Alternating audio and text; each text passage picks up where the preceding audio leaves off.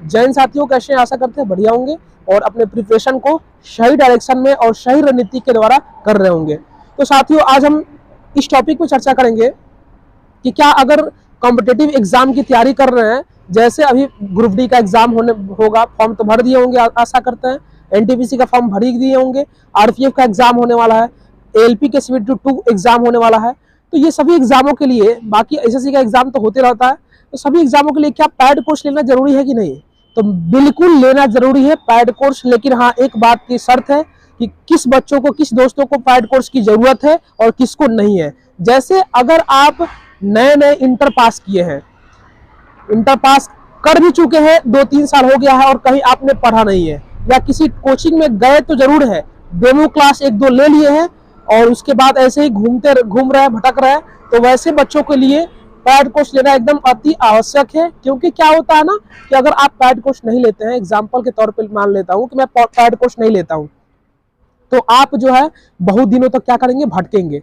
और एक pad course से क्या होता है, कंसिस्टेंसी बन जाता है, कंटिन्यूअस जो है आप मतलब एक वे में लगे रहेंगे कि नहीं मुझे प्रिपरेशन करना है।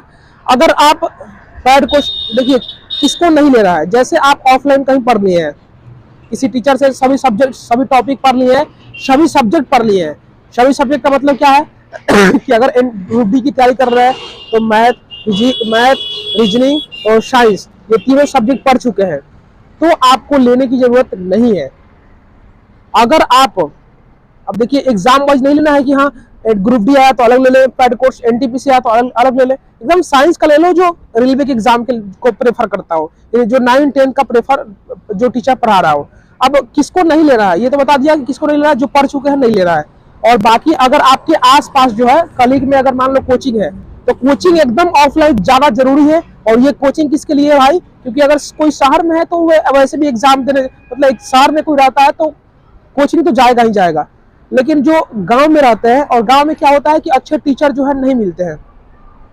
क्योंकि क्या होता है कि तैयारी करने वाले जो भी टीचर क्या है, तैयारी करता है, पहला झोंक में अगर हो जाता है तो ज्वाइन कर लेता है। ज्वाइन करने के बाद क्या होता है कि वो गांव से तो चली जाएगा, लेकिन जिसका जो बच्चे रहते हैं, जो कुछ अंकों से रह जाते हैं, तो गांव भी अच्छे टीचर मिल जाएंगे। हालांकि हर जगह ये संभावना नहीं है कि अच्छे टीचर आपको मिल ही जाए, लेकिन कोशिश करिए कि अगर गांव में अच्छे टीचर नहीं भी मिलते हैं तो 1-2 घंटा का क्लास अगर कराते हैं तो जरूर जाइए। 1-2 घंटा में आपको कुछ बिगड़ने वाला नहीं है।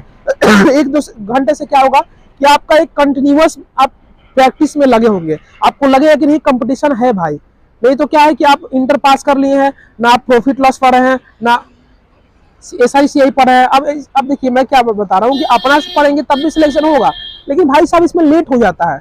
अगर मान लो कि फॉर एग्जाम्पल कि मैं और यहाँ से जाता हूँ, मेरा ऑफिस जो है 10 किलोमीटर, मान लो मेरा यहाँ से ऑफिस जो है 10 की स्पीड से जाता हूँ तो 5 मिनट लेट से पहुँचता हूँ, और ऑफिस से रूम पर आता हूँ 15 के स्पीड से आता हूँ तो 8 मिनट पहले ही पहुँच जाता हूँ। तो हमारा रूम और ऑफिस के बीच का डिस्टेंस कितना है? तो ये एग्जाम्पल के तौर पे क्वेश्चन ले लिया। अगर आप कहीं नहीं पढ़े हैं तो बेसिक मेथड से बनाएंगे और लंबे बनाएंगे, लेकिन आप कहीं पढ़ चुके हैं ना, किसी टीचर को फॉलो किए हैं, तो इसको एकदम क्विकली बना लेंगे। वैसे एग्जाम्पल लिया। बाकी साइंस में भी अगर देखेंगे ना कि साइंस में फॉर एग्जाम्पल अगर बायोलॉजी पढ़ रहे हैं, अपने बुक से पढ़ रहे हैं, पहली बार पढ़ रहे हैं पहली बार पढ़ रहे हैं, और कोचिंग भी आपने 9-10 का नहीं पढ़ा है और ग्रुप डी का तैयारी कर रहे हैं, तो आप अगर मान लीजिए उत्तक आ गया, उत्तक में अगर मान लीजिए परेनकाइमा, कोरेनकाइमा, स्क्लेरेनकाइमा आ गया, फिर पूछा जाए कि इसमें परेनकाइमा की कोशिका भित्ति किसकी बनी हुई। प्रैक्टिस सेट लगाते रहिए। बाकी मिलते हैं अगले वीडियो में। धन्यवाद।